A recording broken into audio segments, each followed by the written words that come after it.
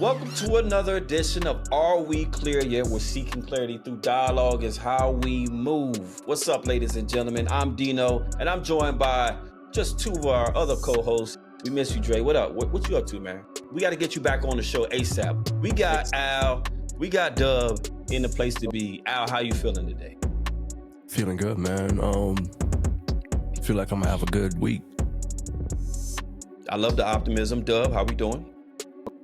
Same thing, man. You know, I'm doing good. I feel like I'm gonna have a great week as well. You know, I was off today, so my work week really hasn't started. Tomorrow is my Monday, so yeah, you know, I'm feeling pretty good. Well, it's funny you got that hoodie on. Well, not hoodie, beanie, Scully. You know, we used to call him Scully. Yeah, we used to call him Scully. If you say Scully now, the young kids, they don't know what that means. They're like, it's a beanie. Anyway, has nothing to do with what I'm talking about. Jamaica is always a subject to talk about. It's always big news. It's always excitement. But this past weekend, I would say, especially, a big thing happened, which was the Bob Marley One Love biopic hit theaters, big numbers at the box office. And I think we're going to do something new today with a Dub review. Dub, tell us about One Love. One Love. Well, first of all, I went ahead and of course, I took my daughters with me to see this one. This is one that I just felt like it was important to, you know, include them with me in this experience. You know, it was, you know, my oldest is always asking, you know, to just get over to Jamaica, which she'll get there. We've been other places, but for some reason not Jamaica yet. But you know, she's wanting to get over there, you know, and experience the roots of her grandparents and basically the majority of her family on my side at least. So yeah, I took them there, and listen, this is what I'm going to say about the movie. I enjoyed it. I thought the movie was very well done. I thought it was very well produced. What was very interesting to me, so whenever I see a movie, after I walk out of the theater, one of the first things I like to do is I check the Rotten Tomatoes site to kind of see, you know, how the critics felt about it, how the audience felt about it, all that good stuff. And man, the critics right now on that website is down to like a 41%. Ooh. Yeah. But the audience is at 93%. Yeah. And so whenever there's a disparity that's that wide on Rotten Tomatoes, normally that's one of those things where you have to see it yourself to determine where you're going to fall on. You know, sometimes they're both up. If it's both up, you know the movie's pretty good. If they're both down, you know, it's a good chance the movie is terrible. But it's fluctuating like that. You got to see it for yourself. So obviously, I saw it for myself, and I am on par with the audience on this one. The movie was excellent. I wouldn't rate it anything lower than a 4 out of 5 or even a 9 out of 10. That's two different scores. That's an 80 and a 90. But I wouldn't rate it any lower than any of those scores. I mean, the movie was so. Give us a little bit about that lead performance, because we got to definitely dig in it. Definitely. So the very first thing that I thought was really good was Ziggy Marley had a brief message saying that he was on set every day to ensure the authenticity, correct, of that film. So he wanted to make sure that, you know, his father was honored correctly and truthfully. And let me tell you, the lead actor, one of my biggest concerns when the trailer came out was the accent, right? Because as we know, touch and go with that Caribbean accent there. Listen, right. Still to this day, this is 2024. The worst patois I've ever heard in a movie was by Taye Diggs in Hostility. I forgot about that. It was the worst. I have not heard patois. Stella Got a Groove Back, right? You said? Yeah. Was that the one? Okay, right. Yeah, right. Yeah. Correct. So I was concerned about your boy Kinsley, who, you know, the lead actor on this one. But I'm going to tell you this: was he perfect? No, but he did his thing. Yeah. He did. It wasn't perfect, but it was acceptable. And your boy he's skilled. I mean, he played Malcolm X. He played the villain over in Secret Invasion. I think he was in the Barbie movie. Your boy has skills. I think he's classically trained growing up in the UK, I believe. Yeah. Okay. Yeah. Like theater. Yeah. Mm-hmm. I have to say, man, he represented Bob well. And let me tell you something, not to be outdone, your girl, Lashana Lynch. Love her. Crazy about her. Listen, boy, that's my girl right there. You hear me? You hear me, Dean? That it's not just the cheekbones either, because when she smiles, I'm just like, oh, she's so pretty. Well, yeah. Man, between that skin, but we're not here to talk about her looks. Yeah, I'm sorry.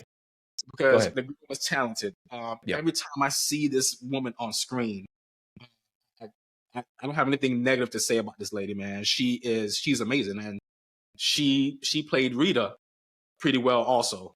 So I thought the lead and supporting acting was strong. I thought the production was strong.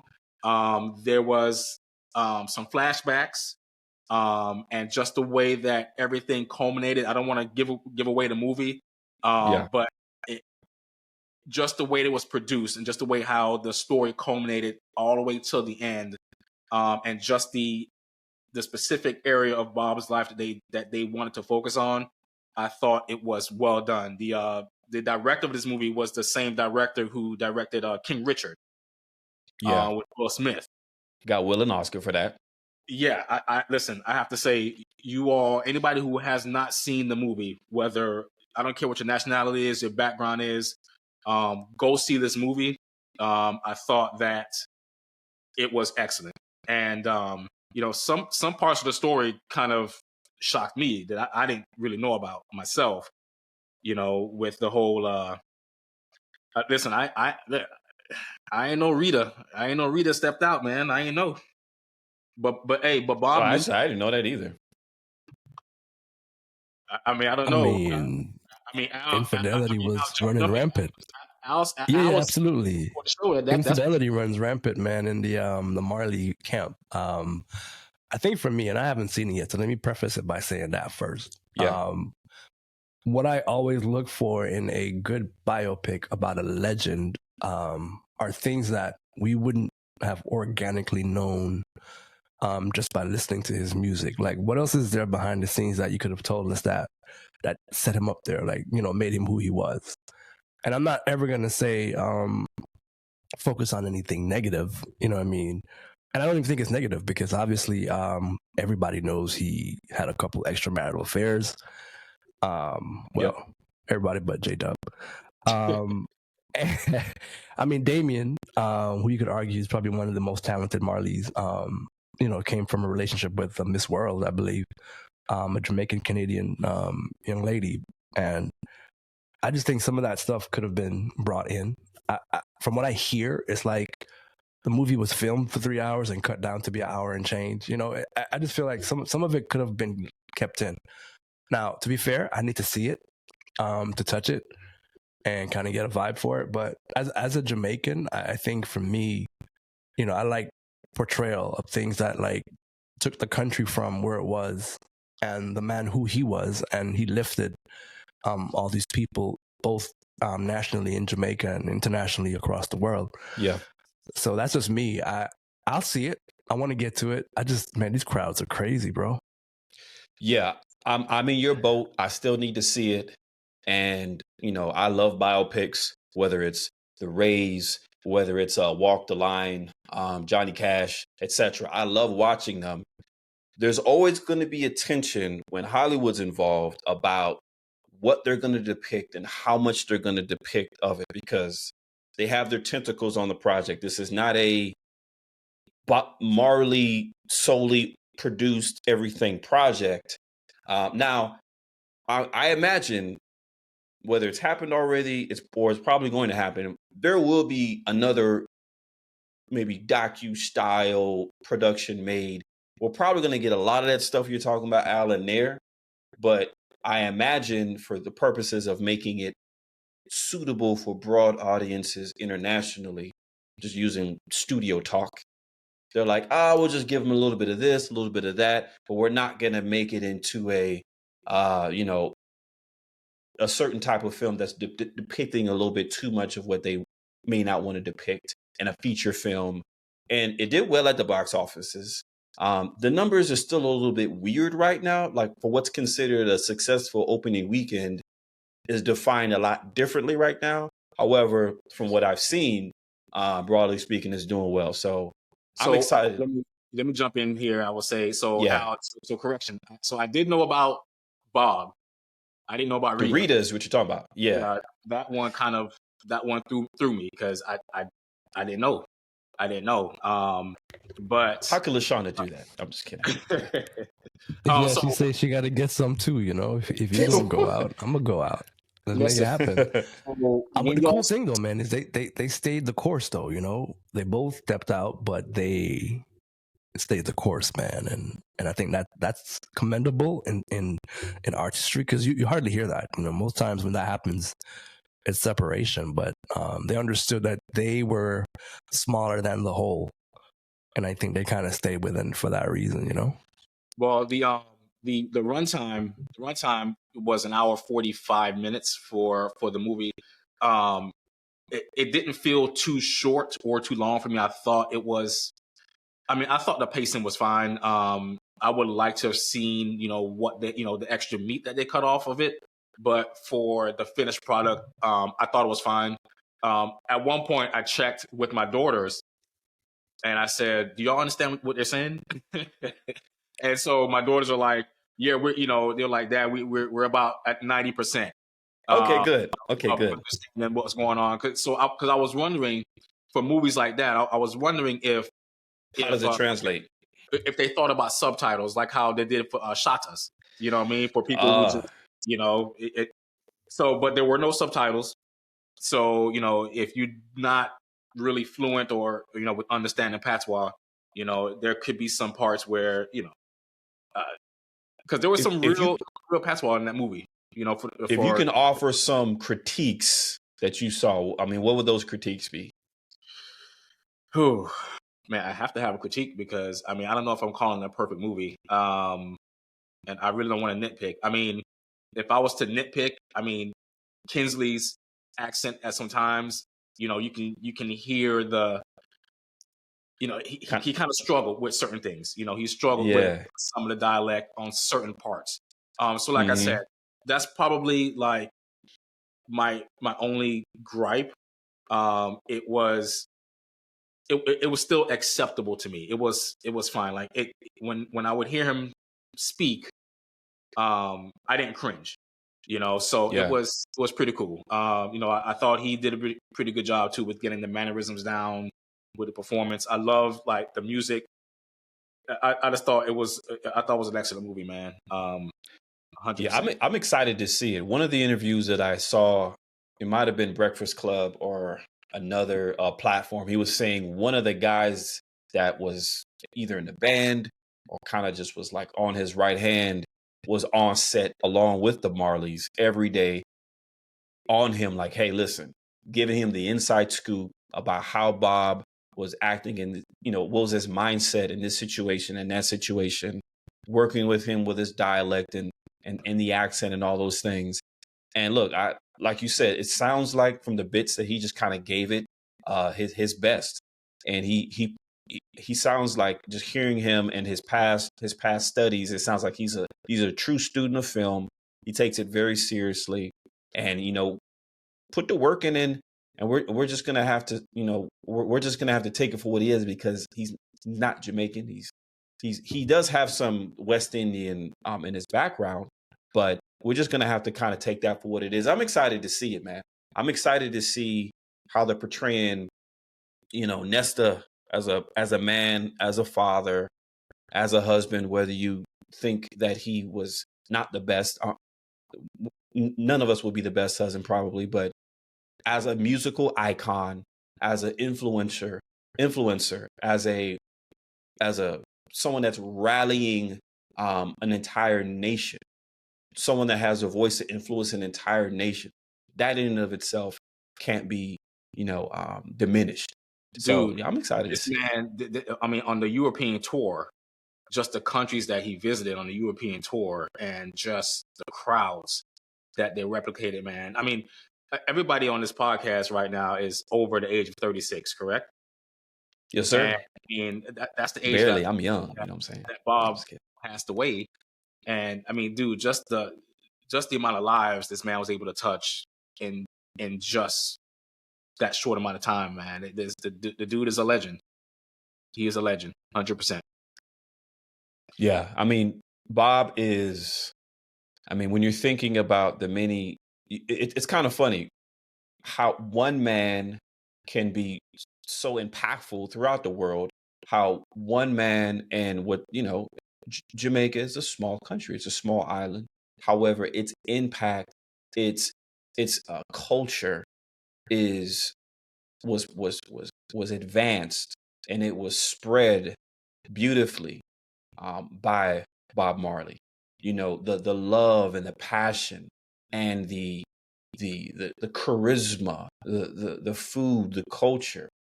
He was able to, and is obviously people knew about it, but he uniquely advanced it in such a beautiful way. And so that has to be said.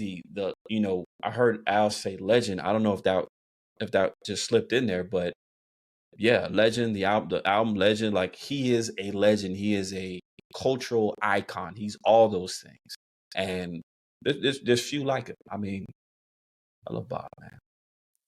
I mean, there are a couple of guys who come along, man, in our lifetime. Michael Jackson would have been another. Bob Marley would definitely be the other guy, man, that did it. I'm curious though, Dub, did you see anything about his last days in Jamaica, or him going to his family for money when he needed money and they didn't give it to him? Or anything to do with the cancerous toe or anything like that? Was there anything like that in there? So the first part, no, not him going to his family for money, but the last two, yes. So, his last days in Jamaica, and the cancerous toe, and, the doctor kind of explaining, what the issue was, with the toe. And I mean, it was a rare form that he had. And, the toe wasn't healing because of this rare form of cancer that he had. And, he could have got it from, his dad's side of the family, which he didn't know, Right. So, they covered that. If they wanted to put a little meat, in the bones, they probably could have added another 5-10 minutes in some of those areas. For me, I mean, I can sit through a 3-hour movie. I know some people can't. Absolutely. But I can sit to it. If the movie is great, I can sit through it. So, I don't know if that's some of the stuff that they cut out from it. I would have to kind of do some research on that and see, what exactly got cut off, man. But they did cover some aspects of that too. The question is going to be, if they fleshed it out enough for you when you go see it. So, that's something you definitely want to come back, let us know. Okay. I know Al also mentioned too the importance of like how they stayed together after that infidelity. That's tough, man. I don't know. Do y'all see that? Do y'all see that happening in 2024? I mean, with or without social media as an influence, because nowadays social media attempts to steer a lot of decisions, man. I think people park their brains and turn on Instagram, and I'm like, what is going on in this world, bro? Yeah, I think you have to ideally go into a marriage with certain ideals and principles or values. So when it hits, you know what you stand on. That's not to say, trying to think about how I want to phrase it, but it's not to excuse behaviors. It's understanding that, look, it's going to get bad. There's going to be challenging times. So what are we going to do now? Are we going to rely on this source to guide us? Or are we going to rely on this source over here? Like, who are we listening to? Who are we taking our counsel from? divorce. We understand divorce is a real thing, but it's a choice. You decide to stay married or not. So, what are we doing here? Do y'all think the prolonged absence? I mean, so let's make it personal. Dean, you're dating not dating, excuse me. You're married to a world-renowned. I like this performer, world-renowned, and she has left Atlanta, Georgia, left you and the kids because she has to go tour, and so you're home taking care of the kids. You have needs, and she's always gone. True. She's all over the place. Is that a justification for you to get your needs met elsewhere? No. Absolutely not. No. We're married. We have a covenant with each other. That's it. It's gonna suck. It's gonna be challenging. It's gonna be rough, but no. So, no. What if you found out that she got her needs met while she was away from you? We got to talk about that. You might need to come off that road real quick, and we got to sit down and talk about that. But what is there to talk about, though? What is there to talk about? The circumstances. I need to know. I need to know all the details. So there be some circumstances and then we're going to talk about the reason why this sort of thing happened, and we go from there. Okay, so what I'm hearing from you is that if she did step out, that you would there'll be some consideration to keeping it together and holding it together and trying to move past it. Absolutely, especially because I don't consider infidelity an automatic dismissal. I do not. I imagine there are certain circumstances where it could be, but if I'm married to you, I want to give it a chance. Now, does she want to stay married?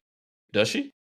I mean, obviously, yeah, because now she feels bad for what she's done. I mean, well, I need to know that piece. Do you want to stay married? So you've cheated. All right. Let's just say do you want to stay married?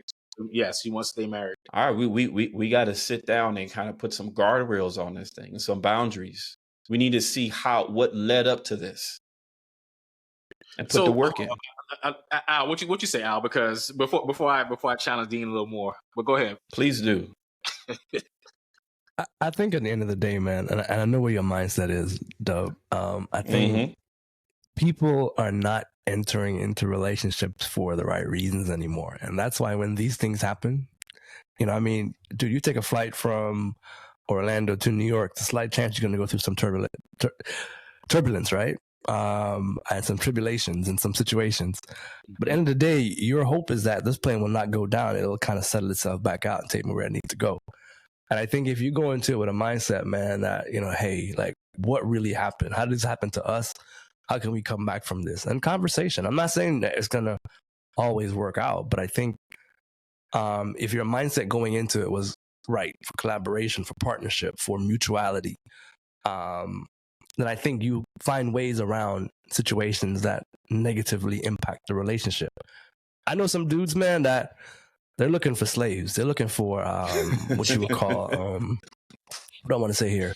Submissive women. And for them, submission means that they get to tell the woman what to do. They get to dictate how the thing works. To me, that's not a real man. At the end of the day, I think if two people are in a relationship and you're always agreeing, then only one person is thinking, right? And it takes some level of dialogue that takes you beyond the tertiary part and brings you up a little bit higher, where you can like say, hey, this is us. One of my favorite shows, by the way. This is us. And this happened. How do we recover from this? And were we built strong enough to be able to recover? Is it an ideal situation? No, nobody wants to be hurt like that. But at the end of the day is if what you entered into, the vow you took meant something to you, then I think you'll make every effort possible to mend these fences. Well said, Dub. Your follow-up. My follow up is I'm not as mature as you two guys here. I'm not going to front. I am not as mature as you two. So you saying one strike is like 3 strikes you're out, or what? Boy, let me tell you something. One strike is like 100 strikes. I'm gone.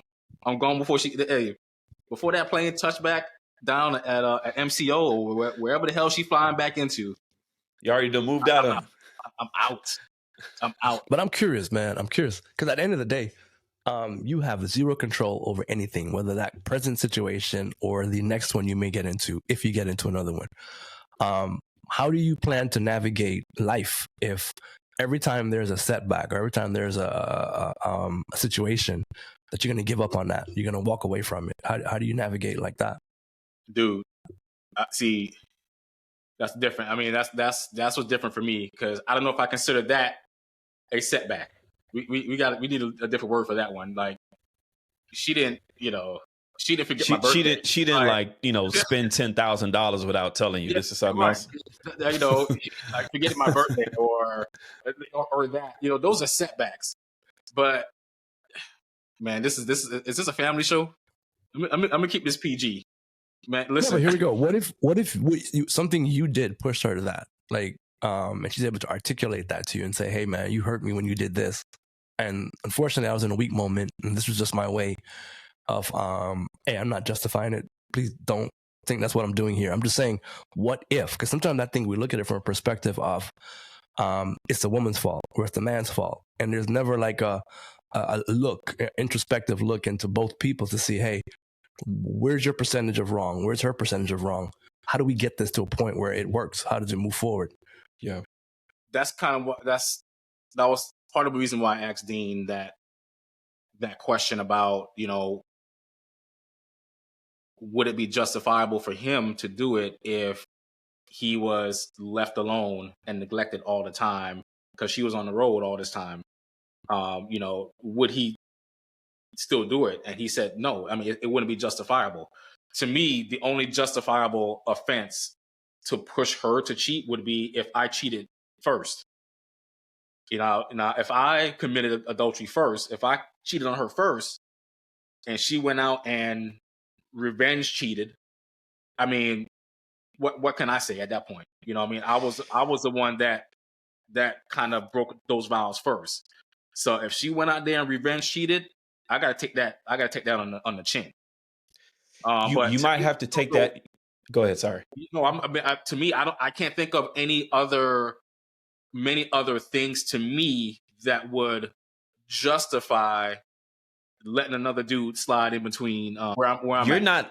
You're not letting him do it. Like, that is her own decision with her own body, because she has agency over her own body. I 100%. Suppose if I'm sitting in the hypothetical Rita Marley seat, I would like to think up to that point, we've both have had constant, deep conversations about our marriage, how we're going to allow it to run the best way it can, given our career choices, given our choices to be parents, and how that's all going to work.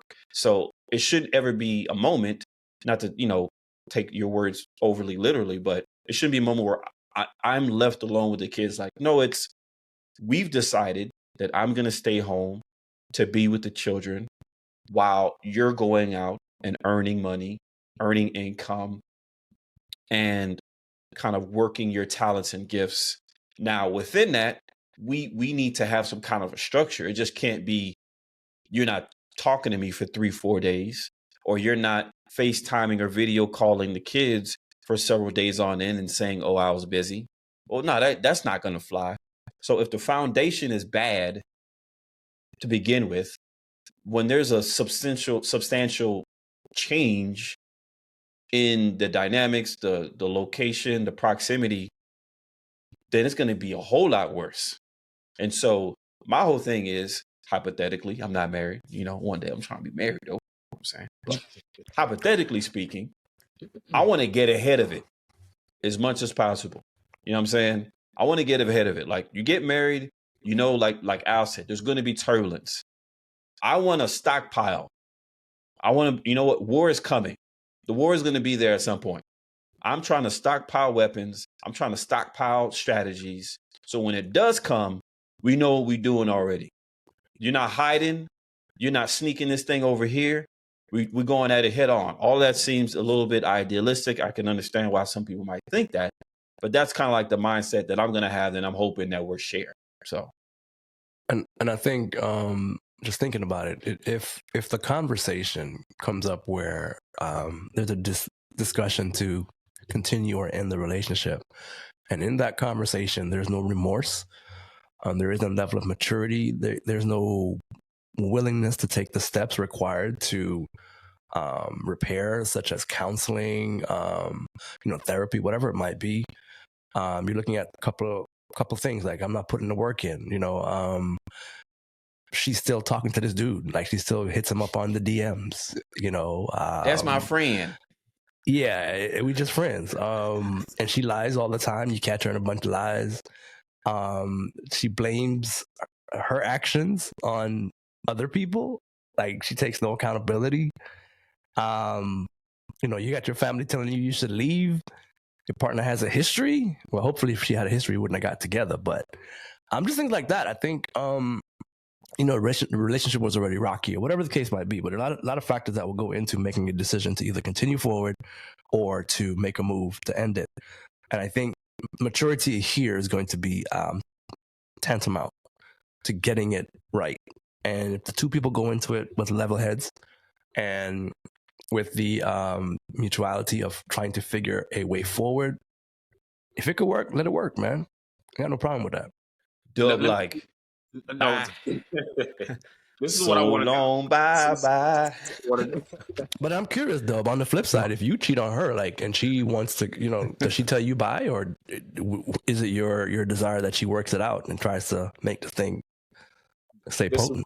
This is what I want to answer that right after this right here. For every man, married or single, that's currently watching this, right? Drop a comment below right now on whether you would stay in a marriage if your wife cheated, or if you would bounce. If you were married, and I'm only speaking to the men here, because I know typically more women end up coming back or staying in situations like that than guys, or at least that's the narrative out there. So I want to take an impromptu poll right here for all of the men who are currently watching this. Comment below right now. If your wife stepped out and got the brakes beat off of her by another dude, would you? Would you stay with your wife, or would you say goodbye? That's all I need to know. All right. So now, to me, then got the walls knocked out. Okay, go ahead. To me, listen, it's Machiavelli vibes. You hear me? Anyways. That's old school. That's old school pressure. I'm telling my age now.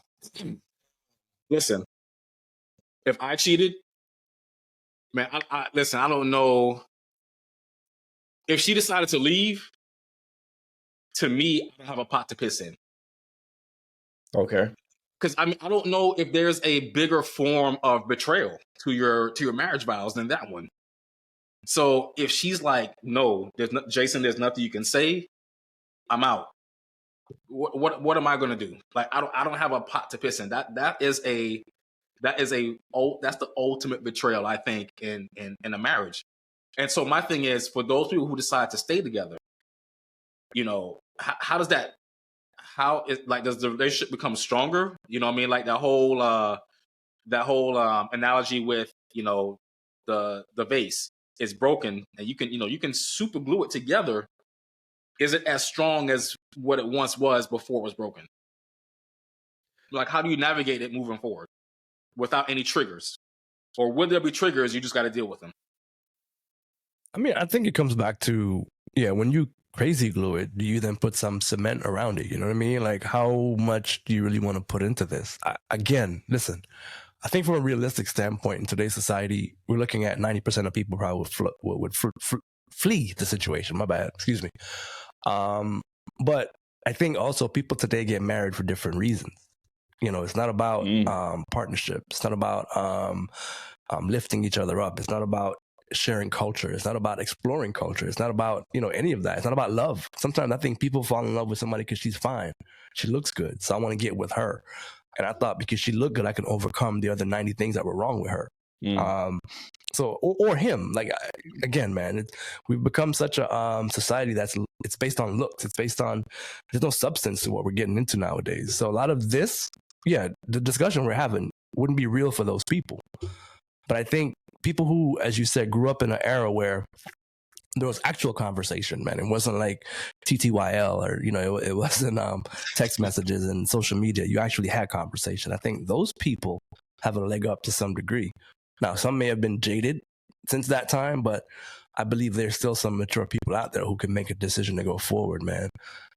Cheating, adultery, it's not unforgivable. You know what I mean? It's just, would you be willing to look past it? And would you be willing, and more importantly, not just look past it, but not to bring it up every time something else happens? Time out, though. I flag on the play. Flag. Because I want to listen. I want to make sure I'm understanding everybody correctly. So, and I don't want to put words in your mouth because I know you mentioned maturity, and I said I'm not as mature, but now I'm starting to think about it. So would you classify somebody leaving a situation after adultery as immature? Is that an immature decision to leave a marriage and decide not to stay and work it out? Is that immature?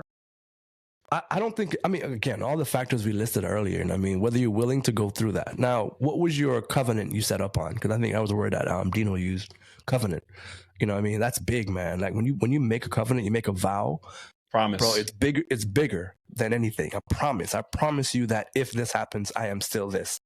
And I think most people take these vows, they go to the courthouse and get the quick version, man, but they don't get the counseling. They don't get like what it's really about. They don't stay together long enough to figure it out. Like we get married after 2 weeks. I think the quick answer to your question is no. I don't think if we don't stay together that it's not a mature situation. I think though that if the two people come together and decide, hey, how can we work this out? Then we're going to take a mature approach to make sure we check all the boxes, we dot all the I's, and we cross all the T's. Now, after doing all of that, very possible that we may still not be together. But I would caution the person that would instantly say, because you did this, it's over. Because at that point, you're also overlooking something that you could have done that was a catalyst for her to step out. And maybe even if you don't work out, you need to hear it. So your next situation isn't like this one. I like that. Yeah, I like that too. But you got to remember, right? Everybody, and this is male and female, everybody comes with past experience, right? And so what happens is past experience, whether people say you haven't healed or you're still jaded, or what I like to say, I think people make adjustments from stuff that's happened back, before. They make adjustments. It's not that they're not healed.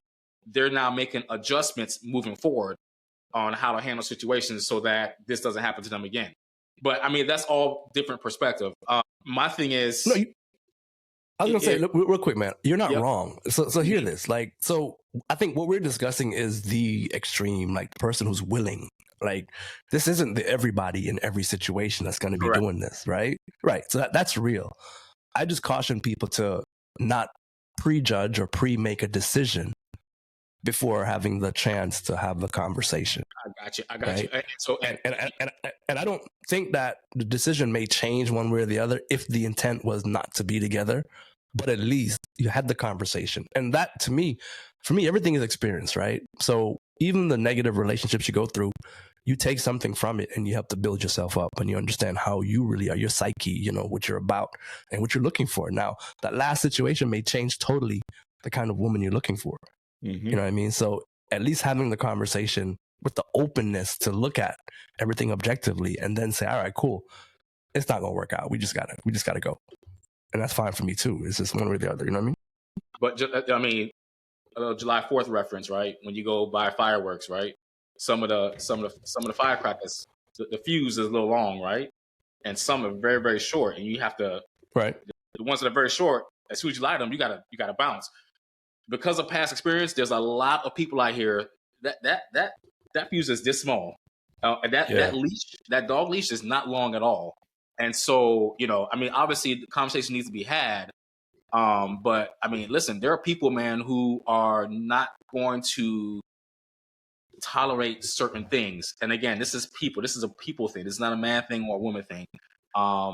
You know, there's certain things that they stop tolerating based on past experience, and that fuse becomes shorter and shorter. That leash becomes shorter and shorter. And so that's why I think some people just be like, no, I've dealt with this before. I'm not going to fight anymore. I'm gone. Right. And I agree with you wholeheartedly, but let me go back to my friend again who wants a submissive woman. And you ask yourself, what are you bringing? You know what I mean? So a lot of times talk about what we're not going to put up with, what we're not, whatever, what's happening out there, whatever. A lot of times as guys, we think that, you know, what we bring isn't relevant. Like it's just about the woman bringing it. And I think that's where some of us lose, or should I say muddy up the situation before we even get into it full tilt. And I think it's important. Like this guy, man, I talk to him all the time, and you would think in talking to him that he is God's gift to women. And truthfully, if you peel back on his life, like it's not necessarily that. You know what I'm saying? And so in his mind, when this happens to him, he wants to not even have a conversation because, and here's the thing. So I've done that before to other women, right? And it's okay that I did it, but when she does it to me, it's not okay. Those are the kind of conversations I think are important that people need to have. And again, I don't profess that at the end of this, anything will change, but I think you can't go into it, man, with the idea that she's at fault. She did it and I'm hurt and she can't get away with this and I'm out of here. You know, I think it's important that there's a level of accountability that both parties share in whatever the end result decision is going to be. So if I can comment on, go ahead, Dean. Go ahead. If I could comment on the analogy you made about the fireworks and the varying lengths of fuses. So obviously there should be, ideally, when I say preparing for war, there should be some broad conversations about, okay, this may cause this if we do it, like general areas of concern that we should talk about before we get married, assuming that we believe marriage is what marriage is supposed to be. We get into that in another episode, maybe. Now, in addition to those general areas, let's get into where you have short fuses from jump. Let's get into that now. Let's get into how that happened, why that happened, how does it make you feel? So then as we matriculate through our marriage, we have that information, we're sensitive to that information, and we're walking in accordance to acknowledging that that is accurate, that is a real thing. So I'm not stomping on the issue, so I'm not lighting that fuse when I know about it already.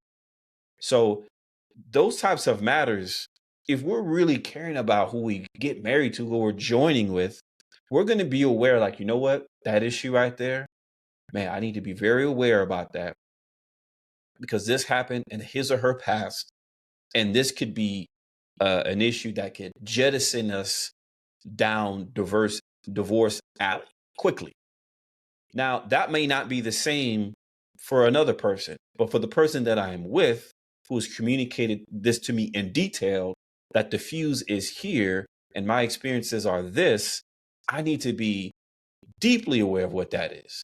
So in the course of our marriage, when the turbulence happens, and it will, I have a crazy turbulence story. Actually, it's not that crazy. It was a turbulence story recently. But when that turbulence happens, all right, we have some prior communications. We have some prior dialogue to where we can give it a shot at doing the work and keeping this thing together. But if you're not even doing that much, you're effectively saying, you know what? I'm just going to be haphazard going into this marriage. I'm not really taking it seriously. Whatever happens, happens. We're just going with the flow.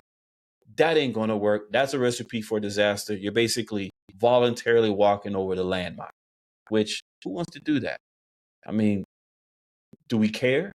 Are we going to put in the work? Putting in the work isn't a 100% success rate type of situation, but it gives you an opportunity for success, which I think we should aspire for that. Well, let me just say this, because y'all keep saying turbulence, and for me, adultery and turbulence, that plane got shot out the sky. Well, this is what I mean. I believe that there's going to be a lead up to the infidelity. Okay.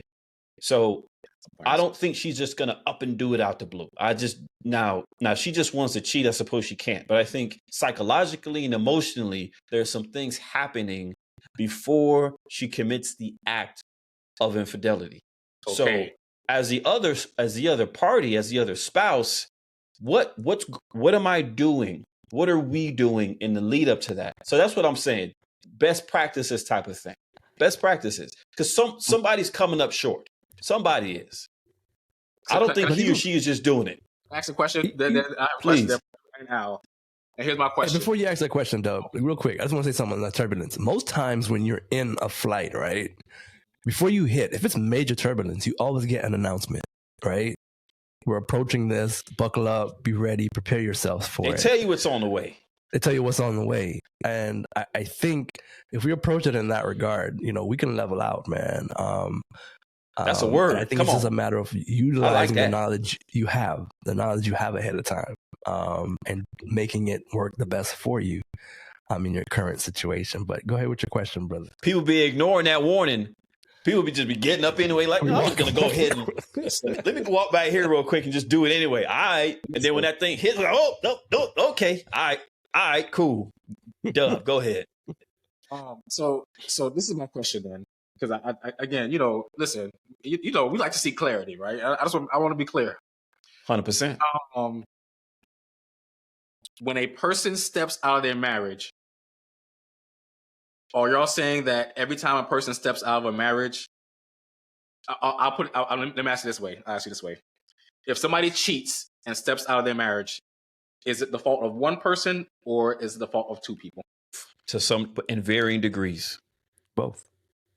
Yeah. There's always something, bro, that's underlying somewhere that, if we're honest about it, we're really wanting to put this on the table. It's something we can look at and say, hey, man, I played a part in that. You may have played the 2% part, but, you played a part. So ladies who are watching this, if you ever had a man step out on you, something that you were, according to my co-host here, it ain't just us. There's something that you did or you didn't do that caused that man to go bend that stripper over in climax. Hey, that's a whole nother cast, man. I think that's a given. That's for sure. Too many people are looking for perfection, and it doesn't exist on planet Earth. It does not exist. Anything that's on here is man-made. The only trust, man, you have is in Christ Jesus, man. Just trying to draw that parallel for people. But at the end of the day, nothing about the life we live is perfect. I don't care how much money you have, how many cars you drive, how many houses you built. Sometimes those things are the worst things that can happen to you to some degree. But I think as human beings, we're the only creatures on planet Earth that have the ability to think and reason and have a conversation. And we're the only ones that mess up this ecosystem. We got to look at it, bro. Like, and Dub, hey, look, Dub, go into your point about both parties making mistakes. Guess what? Do people pick poor spouses? They sure do. So that's a portion of the blame. That's an easy one. What about the person that plainly ignored signs, habits, tendencies, and got married to him anyway? Oh yeah. So are you telling me you're not accountable in that scenario? Yeah. No. So yeah. So that's what I mean. Yeah. Red flags get ignored and glossed over all the time, from men and women. That happens all the time. And so, again, with 8 billion people in this world, everybody's not going to fit the same mold. I just think that I just think it in certain cases, not all. Because I don't think you guys are wrong. But I don't think it fits everybody. I think it's dangerous. Yeah. No absolutes here. No absolutes. To always say that infidelity is the cause of two people. I think you kind of get into a slippery slope because, I think because a lot of times the person that gets cheated on, it's a lot of internalization that goes on. Like they're like, well, why wasn't I enough? What and they could have been on point. Like, listen, there are men and women out here right now, men and women, who have been on point. Not that they think they have, because some people think they've been on point and they haven't, and because people they're not really self-aware. But there are people out here who have been on point and their spouse stepped out anyway. And well, allow me to make a clarifying statement. Okay. Yes, there are going to be circumstances, many, I won't even attribute to a percentage of the whole, where one spouse is living right, they're honest and they're open, and that other spouse is going to cheat on them. I'm speaking more broadly, and that's why I said varying degrees, because varying degrees could be 99%, 1%. And that very 1% could be very innocent. It can genuinely be very innocent, as in, again, I was maybe not paying attention. Maybe I hadn't gotten the teaching and the counseling and the instruction to, I need to look out for this. That's not necessarily their fault. But at the end of the day, there may have been something that may have been missed. And so whether you want to call that a 1% or a 0.5%, they're still innocent. They're still innocent in the scenario in a sense. But to say that there isn't any amount of accountability, to say there isn't accountability on both sides, I think that would be frankly disingenuous by and large. Hey man, as we put the landing gear down, I want to touch something with you. And we've been talking about infidelity, which is not the number one reason for marriages breaking up. It's finances. It's money. Right? It's about 41%. Are you looking at infidelity? Somewhere around 20 to 40%, depending on which poll you're going to get with. What about weight gain, man? A whole nother conversation for different pods. We've actually run out of time and we're... Yes, but I was just saying, hey, we focused on this, but it's a lot more to sustaining relationships, man. Conversation, transparency, communication. It's a lot of stuff that goes into it. We don't have the time tonight to make that happen. As we touch down on this ground, man, it's been a pleasure chopping it up with you boys. All I want to say is this. I just don't want to we have to be careful, because we don't want to land at the wrong gate, right? We don't want to taxi into the wrong gate by saying that cheating is justifiable, because I think some of the things that we've said, it could be misconstrued by people listening that there are justifiable reasons for people to step out on their marriage. And I just don't know. That's for another day, if cheating is ever justifiable, but we just have to be careful not to send that message, because for some people it isn't. Well, what if we say this? The act isn't, but the action that gets you there could be looked at as, something that happened as a catalyst from something else between the two people. So that's a whole nother conversation, man. A whole nother thing to pull it apart and talk about it. Yes, that's right. But nowhere are we saying, from a disclaimer standpoint, that that's justifiable. That's not an act that you go into a marriage or a serious relationship with the intention of cheating. No, we're not saying that. And please do listen to the entire pod. If for some reason you've found yourself at the 53-minute mark or maybe you find yourself in the middle rather, and you hear those guys talking about X, Y, and Z, y'all listen to the entire pod. Listen to the entire show. Listen to the analysis. Listen to the reasoning. Listen to the experiences. Listen to everything. And if y'all want us to talk about anything more, hit us in the comments, whether it be on Spotify, on YouTube, Apple Podcasts. Let us know if we talked about something you want to hear us flesh that out a little bit more, and we can do that. But Dub, any final words on this? Go see Bob Marley, One Love. Listen, guys, don't fire stick this thing. I know a lot of people since COVID, they don't want to go to the movie theater anymore. That's their justification now. They just want to stay home. And no, let's go out. Let's support this movie with actual tangible dollars. Go to a theater and please go see Bob Marley, One Love. You won't be disappointed. Let's get together and feel all right. Bless up, my brothers. Yes, let's go see the legend. Well, that brings us to the end of this episode of Are We Clear Yet? Do us a favor, like us, share us, comment, let everyone know that the podcast you need to be listening to is us. We will see you next time. Later.